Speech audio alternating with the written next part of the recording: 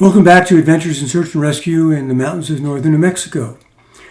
This mission is one of those where the subject really shouldn't have done what he decided to do. There's a great series of hikes that we, members of the Santa Fe Search and Rescue Team, have done a number of times, and we call it hiking to the backside of Atalaya. We drive out through Cañada de los Alamos, a quaint little village in Santa Fe County, or at least it starts in Santa Fe County, and through a series of forest roads, some of which are pretty hard to travel on. And we come to a place where we can park and then hike down along a stream bed and then up, bordering the private area where we shouldn't hike into the watershed area, into the backside of Atalaya. In any event, this individual had just got himself a brand new Jeep Liberty, and believing all of the Jeep commercials, thought he could drive his Jeep down the side of this really steep hill and rocky hill, which is difficult to walk down, much less drive, and then drive out. Somehow he got down to the bottom of it, drove out for a while, and then got his vehicle stuck, and I believe burned out the transmission and couldn't go any further. And we got the call that he was overdue. When we got out there, the sheriff's department had people out there looking for him and trying to find signs of where his vehicle had driven. And ultimately, we had sent out ground teams along the trek that we normally do when we hike the backside of Atalaya, and they found him and his vehicle.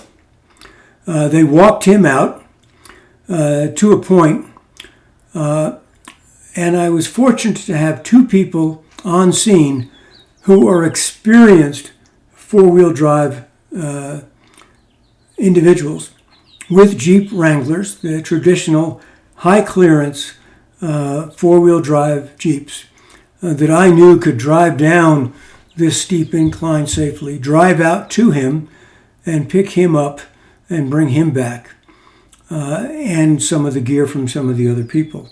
And they did, and they brought him back to incident base. And the rest of the teammates came back and signed in, and we all had a good chuckle as to maybe you shouldn't believe all the advertisements you see on TV.